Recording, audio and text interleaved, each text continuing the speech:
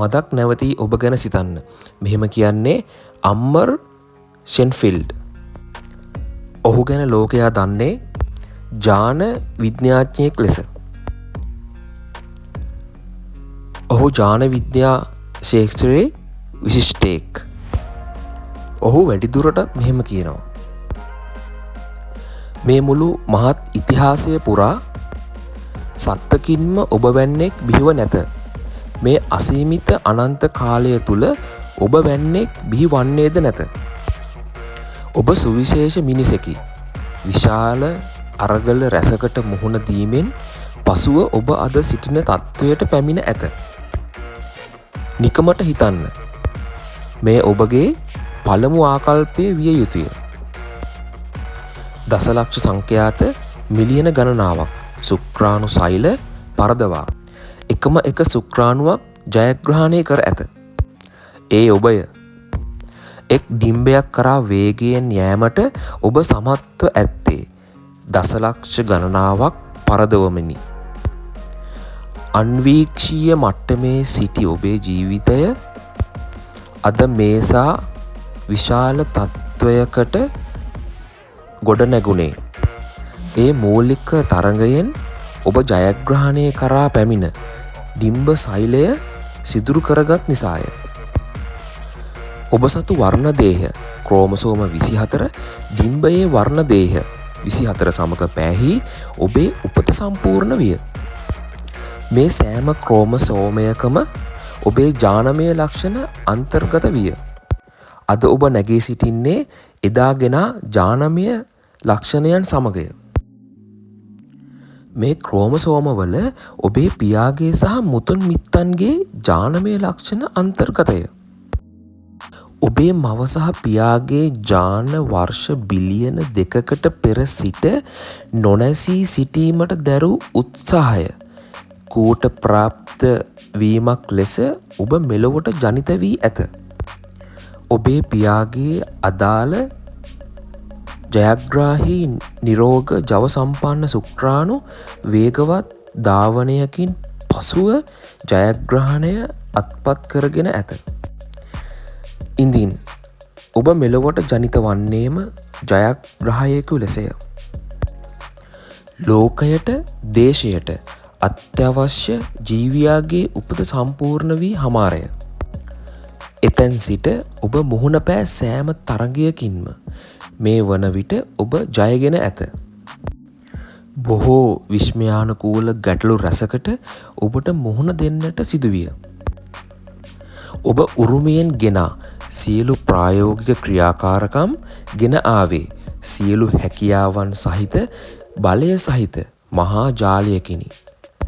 ඔබ උපන්නේ ජයග්‍රහණයටය. කුමනාකාරයේ බාධක හිරිහැර කම්කටොළු ඔබේ ජීවන මගහරහා වැටී තිබුණත් කම් නැත. මෙතෙක් ඔබ මුහුණ දුන් අභියෝගවලින් එක ගුණයක් තරම්වත් ඒවා විශාල නොවේ. සෑම සජීවී මිනිසෙකුම සිය ජයග්‍රහණ උරුමයෙන් රැගෙන මෙලොවට ජනිත වී ඇත.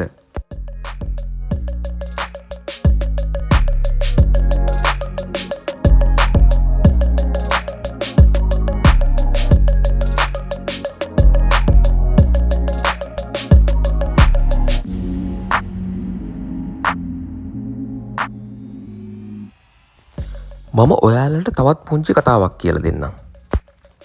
එක්සත් ජනපදයේ බෙහෙවින් ගෞරවාදරයට පත් වූ අරවින් බෙන් කූපර් විනිසිරුතුමා ගැන ඔහු තරුණ වියේ ඔහු මුහුණ දුන් අභියෝග රැසක් තියෙනවා. කුඩා බෙන් හැදී වැඩුණේ මිසෝරිහි ශාන්ත ජෝසප් පෙදෙසේ මුඩුක්කු ආසන්නයේ. ඔහුගේ පියා සංක්‍රමණික දිලිඳු ඇඳුම් මසන්නෙක් විය. බොහෝ දිනවල ඔවුන්ට කෑමට යමක් නොතිබුණි. ඔවුන්ගේ කුඩා නිවස උණුසුම් කර ගැනීමට ගල් අඟුරු ගෙන ඒමට බෙන්ට නුදුරින් ඇති රේල් පාරට යාමට සිදුවිය. ඔහු ගල් අඟුරු අහුලාගෙන ආවේ අපමණ ලැජ්ජාවෙන්. සමීපයේ ජීවත්වන දරුවන්ට සොරෙනි. දිනක් ඔහු එන අතරමඟ හමු වූ කොළුවන් රෑනකගේ පහර කෑමට ඔහුට සිදුවිය. ඔහු රැගෙන ආ ගල් අඟුරු සීසීකඩ විසිවිය. ඔහු කඳුළු සලමින් නිවසට පැමිණියේය. එතැන් සිට බෙන් දිවි ගෙව්වේ බියසුළු හැකිලුණු මානසිකත්වයෙනි. අසිරිමත් යමක් මේ බියසුළු දරුවාගේ මනසෙහි සිදුවිය. ඔහු අභිප්‍රේරණ පොත් සොයසොයා කියවන්නට පටන් ගත්තේය. මේවා කියවන්නට තමා තුළ ඇති වීරයා අවදිවන බව ඔහුට දැනුනි. සෑම සීත ඍතුවකම සිය නිවසෙහි කුඩා දිලිඳු මුළුතැන් ගෙයි. හිඳගෙන උණුසුම් හදවතින් යුතුව ඔහු මේ පොත් කියවුවේ හරිම ඇල්මකනි. දිනක් බෙන් කූපර් රේල් පාර ඔස්සේ දිගටම ඉදිරියට ගමන් කළේය. ඔහුට තමා ඉදිරියට එන තුරුණු කොළුවන් තිදෙනෙක් දිස් වුණි. ඔවුහු එක්වනම බෙන්ට පහර දීමට ඉදිරිපත් වූහ. එහෙත් සැලුනේ ඔහු නෙවේ. හොඳටම පහර කෑ කොළුවන් තිදෙනෙක් පලා යන විට තවමත් ඉතිරිව සිටි ඔහුගේ ප්‍රතිවාදියාට හොඳින් තලන්නට ඔහු වග බලා ගත්තේය.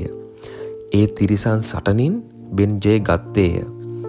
ඔහුගේ නාසයේ රුධිරය ගැලුවේය.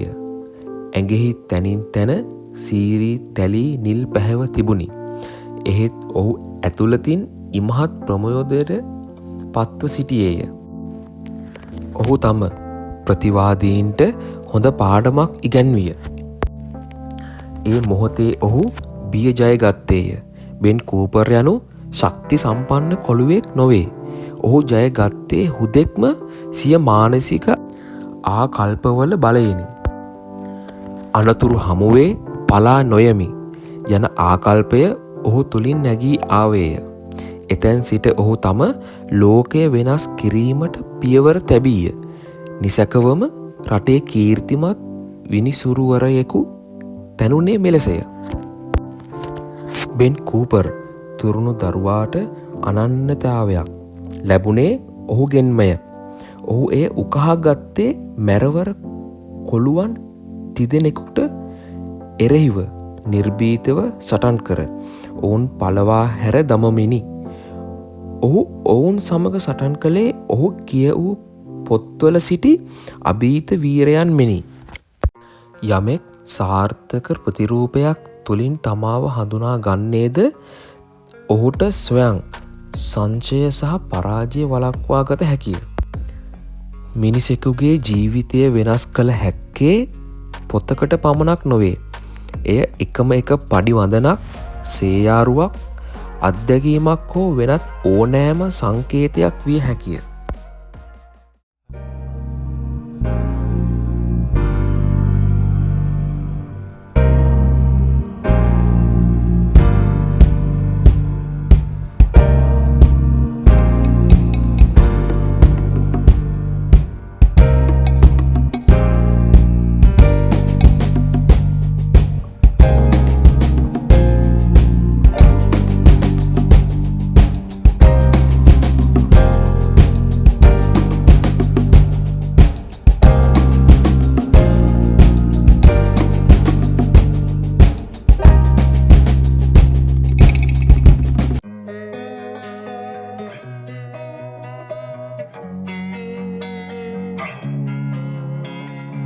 Losing time, I'm fading fast. I just wanna make it last. Try to let go of the past. I close my eyes, embrace the blast. Sleepless nights and headaches.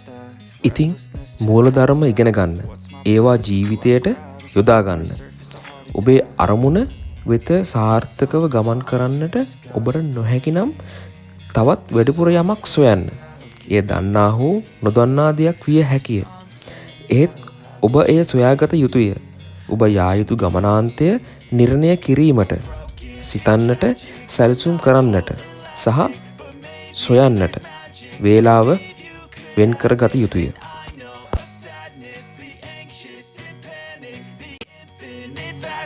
Of all that is blackness.